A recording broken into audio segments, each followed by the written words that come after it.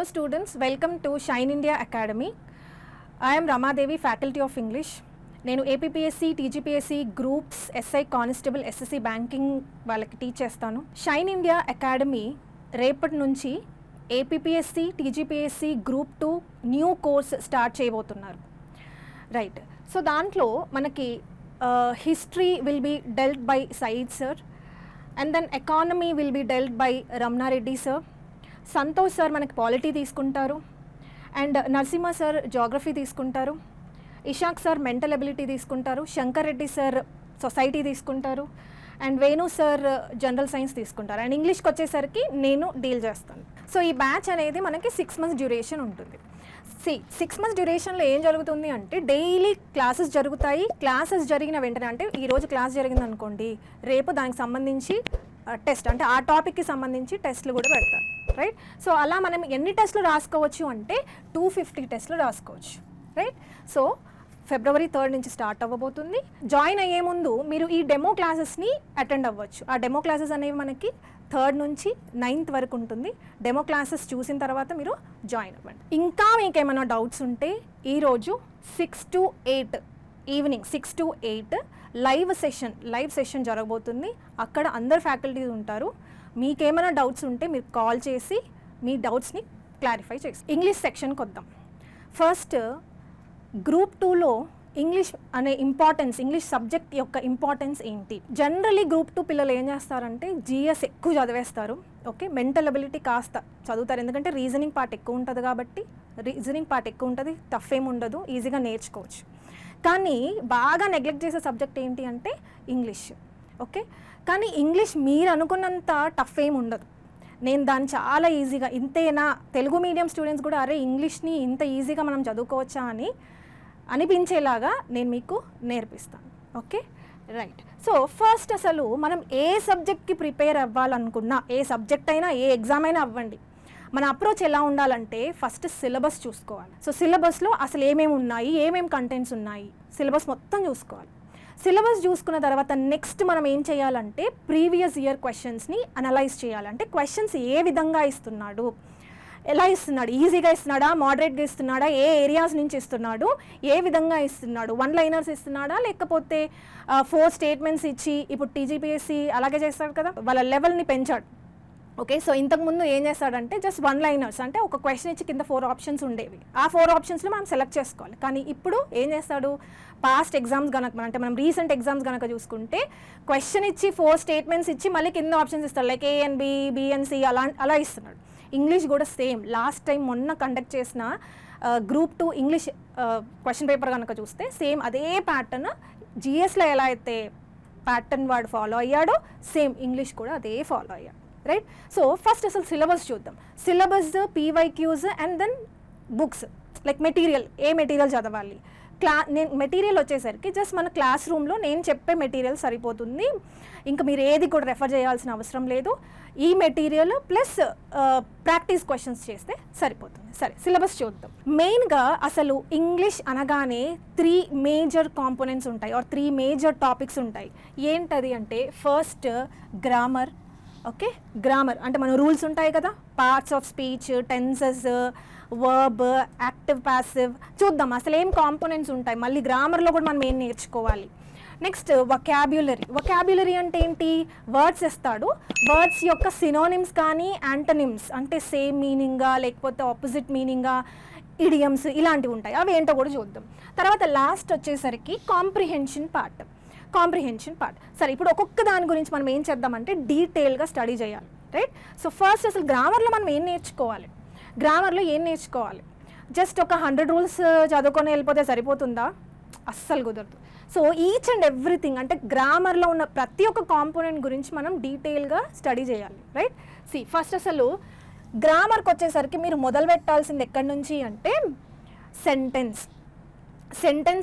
Okay, sentence అంటే ఏంటి? ఇక్కడ మనం సెంటెన్స్ అనే డెఫినేషన్ మనకి ఇంపార్టెంట్ కాదు, కానీ టైప్స్ ఆఫ్ సెంటెన్సెస్ అని ఒక చిన్న టాపిక్ ఉంటుంది, అది చాలా ఇంపార్టెంట్. దాంట్లో నుంచి క్వశ్చన్స్ వస్తాయి. ఓకే, సో ఫస్ట్ చాప్టర్ అంటే ఇంట్రొడక్షన్ కదా అని అనుకోకండి, ఈ చాప్టర్ కూడా ఇంపార్టెంట్. ఎలా వస్తుంది క్వశ్చన్స్ అనేది నేను కోర్స్లో మీకు చెప్తాను. రైట్. సో సెంటెన్స్ వాటి యొక్క టైప్స్ ఎందుకంటే ఈ టైప్స్లో మనం ఇంటరాగేటివ్ సెంటెన్స్ అని ఒకటి చదువుకుంటాం. ఇంట్రాగేటివ్ సెంటెన్స్, ఆ ఇంట్రాగేటివ్ సెంటెన్స్ నుండే క్వశ్చన్స్ ఎక్కువగా వస్తాయి. రైట్. నెక్స్ట్ వచ్చేసరికి parts of speech. Parts of speech just introduction మాత్రమే మనం చూడం. Each and every parts of speech detailed study, అంటే బేసిక్స్ నుంచి అదేంటి ఆ పార్ట్స్ ఆఫ్ స్పీచ్ యొక్క మీనింగ్ ఏంటి, దాని యొక్క టైప్స్ ఏంటంటే బేసిక్స్ నేర్చుకున్న తర్వాత మనం రూల్స్లోకి వెళ్తాం. జనరల్గా ఏం చేస్తారు పిల్లలు అంటే డైరెక్ట్గా రూల్స్లోకి వెళ్ళిపోతారు. రూల్స్లోకి నువ్వు డైరెక్ట్గా వెళ్ళిపోయావంటే నువ్వు బట్టి కొడుతున్నట్టు, నీకేం గుర్తుండదు. సో ఎప్పుడైతే నువ్వు కాన్సెప్ట్ని ఫస్ట్ బిల్డ్ చేసుకున్న తర్వాత నువ్వు రూల్స్లోకి వెళ్తే అప్పుడు ఆ రూల్స్ అనేవి మనకి ఈజీగా గుర్తుంటాయి. రైట్. సో పార్ట్స్ ఆఫ్ స్పీచ్లో మనం ఏం నేర్చుకోవాలి? Noun, pronoun, adjective, verb, adverb, preposition and then conjunction. ఓకేనా? సో ఈ పార్ట్స్ ఆఫ్ స్పీచ్ గురించి అంటే మనం డీటెయిల్గా చదువుకుంటాం. తర్వాత పార్ట్స్ ఆఫ్ స్పీచ్ చదువుకున్న తర్వాత అంటే ఫస్ట్ మనం టాపిక్ వర్బ్ నుంచి స్టార్ట్ చేస్తాం. వర్బ్ అయిపోగానే టెన్సెస్కి రావాలి. ఓకేనా? వర్బ్ సిలబస్ కూడా ఎలా ఉంటుందంటే ఒక ఫార్మాట్లో ఉంటుంది. నీ ఇష్టం వచ్చినట్టు లేదు నేను ఈరోజు నౌన్ చదువుతాను, ప్రొనౌన్ చదువుతాను అలా కాదు. ఒక ఫార్మాట్ ఫాలో అవ్వాలి. ఫస్ట్ నువ్వు ఈ చాప్టరే చదవాలి, ఫస్ట్ వర్బ్ చదవాలి, ఆ తర్వాత టెన్సెస్కి రావాలి, ఆ తర్వాత కండిషనల్ సెంటెన్సెస్కి రావాలి. కండిషనల్ సెంటెన్సెస్ అంటే ఏంటి? ఇఫ్తో స్టార్ట్ అయ్యే sentences. Okay, if you study hard you will get good marks. So ఇలాంటి ఇఫ్ స్టేట్మెంట్స్ ఉన్నవన్నీ కూడా కండిషనల్ సెంటెన్సెస్ అంటారు. తర్వాత క్వశ్చన్ ట్యాగ్స్ చూస్తాం. రైట్, అంటే ఒక స్టేట్మెంట్ ఇస్తాడు, షార్ట్ క్వశ్చన్స్ ఉంటాయి. దాని తర్వాత మనం వాయిస్ అంటే ఏంటి? యాక్టివ్ అండ్ ప్యాసివ్ వాయిస్ చూస్తాం. తర్వాత నరేషన్ అంటే ఏంటి? Direct and indirect speech. వీటి గురించి చూస్తాం. అసలు క్వశ్చన్స్ ఎలా వస్తున్నాయి అనేది కూడా మనం చూద్దాం. ఇప్పుడు క్వశ్చన్ పేపర్ కూడా నేను తీసుకొచ్చాను. మొన్న జరిగిన గ్రూప్ 2 క్వశ్చన్ పేపర్ అనలైజ్ చేయాలి, ఫస్ట్ అనాలిసిస్ చేయాలి మనం. నెక్స్ట్ తర్వాత ఏంటి అంటే వెరీ వెరీ ఇంపార్టెంట్ చాప్టర్ ఒకటి ఉంది. అదేంటి అంటే subject verb agreement. Okay, subject verb agreement అనే ఒక వెరీ వెరీ ఇంపార్టెంట్ చాప్టర్. మొన్న జరిగిన ఎగ్జామ్లో మనకి 2 to 3 క్వశ్చన్స్ వచ్చాయి ఓన్లీ ఈ చాప్టర్ నుంచి మాత్రమే. So see the importance. Next చూడండి ఆర్టికల్స్ నుంచి కూడా ఒక 2 to 3 క్వశ్చన్స్ వచ్చాయి. ఓకే, సో ఈ 2 చాప్టర్స్ అంటే ఇప్పుడు నేను స్టార్ మార్క్ పెట్టాను కదా అంటే ఇవే చదువుకొని వెళ్తే సరిపోతుంది అంటే అలా కాదు. ఎందుకంటే ఇంతకుముందు జరిగిన గ్రూప్ 2 ఎగ్జామ్లో ఏవైతే అడిగాడో అవి అడగలేదు. అంటే ఇంతకుముందు ఎగ్జామ్లో మనకి క్వశ్చన్ ట్యాగ్స్ వచ్చాయి, కండిషనల్స్ వచ్చాయి, ఇడియమ్స్ వచ్చాయి, వన్ వర్డ్ సబ్స్టిట్యూషన్స్ వచ్చాయి. అవి మొన్న జరిగిన ఎగ్జామ్లో అయితే రాలేదు. ఓకే, సో ఎప్పుడు కూడా క్వశ్చన్ పేపర్ని మనం ప్రెడిక్ట్ చేయకూడదు. అంటే మనం మనం లాస్ట్ ఇయర్ క్వశ్చన్ పేపర్ని బేస్ చేసుకొని చదువుకున్నాం కాబట్టి అలాగే వస్తుంది అని మాత్రం అస్సలు ప్రెడిక్ట్ చేయొద్దు. ఎప్పుడైనా కూడా మన అప్రోచ్ ఎలా ఉండాలి అంటే ఫుల్ ఫ్లెడ్జ్ అప్రోచ్ ఉండాలి. అంటే మనం పూర్తిగా ఆ సబ్జెక్ట్ని నేర్చుకొని వెళ్ళాలి. సరే, ఇప్పుడు ఈ గ్రామర్ ఇవన్నీ నేర్చుకున్న తర్వాత అసలు క్వశ్చన్స్ ఏ రూపంలో వస్తాయి మనకి అంటే స్పాటింగ్ ఎర్రర్స్ అంటే ఏంటి? స్టేట్మెంట్స్ ఇస్తాడు. ఓకే, ఇన్కరెక్ట్ స్టేట్మెంట్ ఇస్తాడు. ఆ స్టేట్మెంట్లో ఎక్కడ ఎర్రర్ ఉంది, ఓకే, లేదా జస్ట్ స్టేట్మెంట్స్ ఇచ్చి ఏ స్టేట్మెంట్లో ఎర్రర్ ఉంది అంటే 4 స్టేట్మెంట్స్ ఇస్తాడు కదా. సో దాంట్లో 3 స్టేట్మెంట్స్ తప్పుండి ఒక స్టేట్మెంట్ కరెక్ట్గా ఉంటే find out the correct one అని అడుగుతాడు. Okay, right. So spotting errors అడగచ్చు. మరి ఇంకొక విధంగా ఎలా అడగచ్చు అంటే ఫిల్ ఇన్ ద బ్లాంక్స్ రూపంలో కూడా అడగచ్చు. చూపిస్తాను నేను మీకు క్వశ్చన్ పేపర్లో చూస్తే అర్థమవుతుంది. ఓకే, ఈ విధంగా అడుగుతున్నాడా అనేది తెలుస్తుంది మనకి. సో గ్రామర్ అనేది మనకు spotting errors and fill in the blanks రూపంలో క్వశ్చన్స్ ఇస్తాడు. నెక్స్ట్ గ్రామర్ తర్వాత very very important vocabulary. Even though మనకి గ్రూప్స్లో అంటే గ్రూప్ 2లో వొకాబ్యులరీ నుంచి చాలా తక్కువ వెయిటేజ్ ఉంటుంది. ఓకే, ఒక 2 to 3 క్వశ్చన్స్ ఇస్తాడు. కానీ మనకి each and every mark is important. నువ్వు అంతా కష్టపడ్డావు, ఒక్క మార్క్తో నీకు జాబ్ పోయింది అంటే మళ్ళీ కూర్చుంటావా? సో అందుకని ఏం చేయాలి అంటే వొకాబ్యులరీలో కొన్ని ఇంపార్టెంట్ వర్డ్స్ని కూడా మనం నేర్చుకొని వెళ్ళాలి. సరే, అసలు వొకాబ్యులరీలో ఏం నేర్చుకోవాలి అంటే చూడండి, సినోనిమ్స్ అంటే ఏంటి? సేమ్ మీనింగ్ కలిగిన వర్డ్స్. Okay, same meaning. ఓకేనా? దెన్ యాంటోనిమ్స్ అంటే ఏంటి? ఆపోజిట్ మీనింగ్ అంటే ఒక వర్డ్ ఇచ్చి దీనికి సేమ్ మీనింగ్ ఏ ఆప్షన్లో ఉంది ఫైండ్ అవుట్ చేయమంటాడు, లేదా ఒక వర్డ్ ఇచ్చి దీని యొక్క ఆపోజిట్ ఏ ఆప్షన్లో ఉంది ఫైండ్ అవుట్ చేయమంటాడు. నెక్స్ట్ చూడండి, one word substitutions. Okay, one word substitution. ఒక పెద్ద స్టేట్మెంట్ ఇస్తాడు, ఈ స్టేట్మెంట్ని ఒక వర్డ్లో ఎక్స్ప్లెయిన్ చేయాలి. That is called one word substitutions. Next చూడండి, idioms and phrases. Last time group 2లో ఇడియమ్స్ అండ్ ఫ్రేజెస్ నుంచి క్వశ్చన్స్ వచ్చాయి, కానీ ఇప్పుడు రాలేదు. కానీ మనం ప్రెడిక్ట్ చేయకూడదు, అంటే నెక్స్ట్ టైం రావు అని చెప్పేసి ఇడియమ్స్ అండ్ ఫ్రేజెస్ కూడా నేర్చుకోకుండా వెళ్ళకూడదు. ఒక 500 అట్లీస్ట్ 4 to 500 ఇంపార్టెంట్ ఇడియమ్స్ కూడా నేర్చుకొని వెళ్ళాలి. నెక్స్ట్ చూడండి ఫ్రేజల్ వర్బ్స్, దీని నుంచి క్వశ్చన్స్ వచ్చాయి, very important phrasal verbs. Next wrongly spelled words అంటే మిస్ స్పెల్డ్ వర్డ్స్. ఓకే, మనకిచ్చిన వర్డ్స్ అంటే ఆ ఆప్షన్స్లో ఏది స్పెల్లింగ్ తప్పు ఉందో అది ఫైండ్ అవుట్ చేయాలి, లేదా కరెక్ట్ స్పెల్లింగ్ ఏది అది కూడా అలా కూడా ఇస్తాడు, అంటే రాంగ్లీ స్పెల్డ్ లేదా కరెక్ట్లీ స్పెల్డ్ వర్డ్స్ అని ఇస్తూ ఉంటాడు. నెక్స్ట్ చూడండి comprehension part, third part is comprehension part. Comprehension ఇక్కడ నుంచి కూడా వెయిటేజ్ బాగానే ఉంది. అయితే క్వశ్చన్స్ ఎలా వస్తాయి అంటే రీడింగ్ కాంప్రిహెన్షన్. రీడింగ్ కాంప్రిహెన్షన్ అంటే ఏంటి, ఒక ప్యాసేజ్ ఇస్తాడు followed by 4 to 5 questions. Okay, మీరేం చేయాలి, ఆ ప్యాసేజ్ని చదివి ఆ క్వశ్చన్స్ని ఆన్సర్ చేయాలి. మరి ఆన్సర్స్ ఎక్కడ ఉంటాయి అంటే ప్యాసేజ్లోనే ఉంటాయి. That is reading comprehension. Next చూడండి సెంటెన్స్ రీఅరేంజ్మెంట్, దీనే పారాజంబుల్స్ అంటారు. ఓకే, పారాజంబుల్డ్ సెంటెన్సెస్ అంటాడు. అంటే ఏంటి, మనకి 4 స్టేట్మెంట్స్ ఇస్తాడు, PQRS 4 స్టేట్మెంట్స్ ఇస్తాడు, జంబుల్ చేసేస్తాడు, అంటే ఉల్టా పుల్టా వాడు ఇష్టం వచ్చినట్టు ఇస్తాడు, కరెక్ట్ మీనింగ్ అంటూ ఏమి ఉండదు. కానీ నువ్వేం చేయాలి, ఈ 4 స్టేట్మెంట్స్ని చదివి కరెక్ట్ ఆర్డర్లో ఒక మీనింగ్ఫుల్ పారాగ్రాఫ్ వచ్చేటట్టు దాన్ని అరేంజ్ చేయాలి. సో దీన్ని సెంటెన్స్ రీఅరేంజ్మెంట్ లేదా పారాజంబుల్ సెంటెన్సెస్ అని అంటారు. ఓకే, మనకు 2 క్వశ్చన్స్ వచ్చాయి దీంట్లో నుంచి. Next cloze test. Cloze test అంటే ఏంటి, క్లోజ్ టెస్ట్ అంటే ఏం లేదు, క్వశ్చన్ పేపర్ కనుక చూస్తే ఫిల్ ఇన్ ద బ్లాంక్స్ అని ఇచ్చాడు. క్లోజ్ టెస్ట్ అని వర్డ్ ఇవ్వలేదు, కానీ ఫిల్ ఇన్ ద బ్లాంక్స్ అని అన్నాడు. ఫిల్ ఇన్ ద బ్లాంక్స్ అంటే జనరల్గా ఏం చేస్తారు, ఒక స్టేట్మెంట్ ఇచ్చి ఒక బ్లాంక్ ఉంటుంది కదా, కానీ అలా ఇవ్వలేదు. అలా ఇవ్వకుండా ఒక పారాగ్రాఫ్ ఇచ్చాడు. ఓకే, ఒక పారాగ్రాఫ్ ఇచ్చి మధ్యలో మనకి బ్లాంక్స్ ఉంటాయి, 4 బ్లాంక్స్ కానీ 3 బ్లాంక్స్ కానీ 5 బ్లాంక్స్ కానీ ఉంటాయి. అంటే జనరల్గా ఒక బ్లాంక్ మనం ఆన్సర్ చేస్తే 1 మార్క్ వస్తుంది, కానీ అలా కాదు, 4 బ్లాంక్స్ ఆన్సర్ చేస్తే కానీ మనకు 1 మార్క్ రాదు. అర్థమవుతుంది కదా.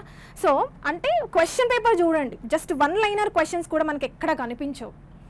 4 ఆప్షన్స్ ఆర్ 4 కరెక్ట్ ఆన్సర్స్ పెడితే మనకు 1 మార్క్ వస్తుంది. ఓకేనా. సో అంటే వెయిటేజ్ కనుక చూస్తే అంటే అన్ని కాంపోనెంట్స్ని ఇంక్లూడ్ చేశాడు క్వశ్చన్ పేపర్లో, అన్ని కాంపోనెంట్స్ అంటే అన్ని చాప్టర్స్ అన్నిటి నుంచి మనకి ఆ క్వశ్చన్ పేపర్లో చూస్తాం. Okay, right. సో ఇది సిలబస్. నౌ ఇప్పుడు సిలబస్ చూసాం కదా, సిలబస్ తర్వాత ఒకసారి మనం క్వశ్చన్ పేపర్ ప్యాటర్న్ ఏంటో చూద్దాం. అంటే లాస్ట్ ఇయర్ పేపర్ని ఒకసారి అనలైజ్ చేయాలి, పేపర్ అనాలిసిస్ కూడా చేయాలి కదా. నేను ఊరికే చెప్తే మేడం ఓకే వీళ్ళు ఇలాగే చెప్తారు, ఇంపార్టెంట్ అంటారు, కానీ మీకు చూపించాలి. ఓకే, క్వశ్చన్స్ ఎలా వస్తున్నాయి, మిమ్మల్ని చూడండి అంటే మీరు చూడరు. సో అందుకని నేనే ఒకసారి ఈ క్వశ్చన్ పేపర్ని డీటెయిల్డ్గా ఎక్స్ప్లెనేషన్ మనం ఎప్పుడు చేద్దామంటే వన్స్ కోర్స్ అంతా అయిపోయిన తర్వాత మీ చేత నేను ఈ క్వశ్చన్ పేపర్ని ఆన్సర్ చేయిస్తాను. ఓకేనా. ఇప్పుడు జస్ట్ ఒక అనాలిసిస్ లైక్ క్వశ్చన్స్ ఎలా వస్తున్నాయి. ఇందాక నేను చెప్పాను కదా క్లోజ్ టెస్ట్ అని. చూడండి క్లోజ్ టెస్ట్ ఎన్ని బ్లాంక్స్ ఉన్నాయి, ఒక పారాగ్రాఫ్ ఇచ్చాడు మనకి. ఓకే, ఒక పారాగ్రాఫ్ ఇచ్చాడు, ఆ పారాగ్రాఫ్లో మనకి 4 బ్లాంక్స్ ఉన్నాయి, ఆ 4 బ్లాంక్స్ అనేవి ఆన్సర్ చేయాలి. సరే, అయితే ఇప్పుడు ఈ 4 బ్లాంక్స్ ఉన్నాయి కదా, ఈ 4 బ్లాంక్స్ మనం ఎలా ఆన్సర్ చేయాలంటే ఎలా అడుగుతాడు క్వశ్చన్స్ ఆ క్లోజ్ టెస్ట్ పార్ట్, ఆ fill in the blanks part నుంచి. అంటే 1 ఈజ్ వొకాబులరీ బేస్డ్ అలా అడగచ్చు, లేదా గ్రామర్ బేస్డ్ కూడా అడగచ్చు. అంటే 2 విధాలుగా క్వశ్చన్స్ రావచ్చు. ఏవి, ఈ క్లోజ్ టెస్ట్ కానీ ఈ ఫిల్ ఇన్ ద బ్లాంక్స్. ఈ ఫిల్ ఇన్ ద బ్లాంక్స్ అనేవి మనకి గ్రామర్ నుంచి రావచ్చు, లేదా వొకాబులరీ పార్ట్ నుంచి కూడా రావచ్చు. ఓకే, లేదా మిక్స్ ఆఫ్ బోత్ కూడా ఉండొచ్చు. నెక్స్ట్ చూడండి, సో ఇది క్లోజ్ టెస్ట్ లేదా ఫిల్ ఇన్ ద బ్లాంక్స్ అని అనుకోండి. Right, fill in the blanks.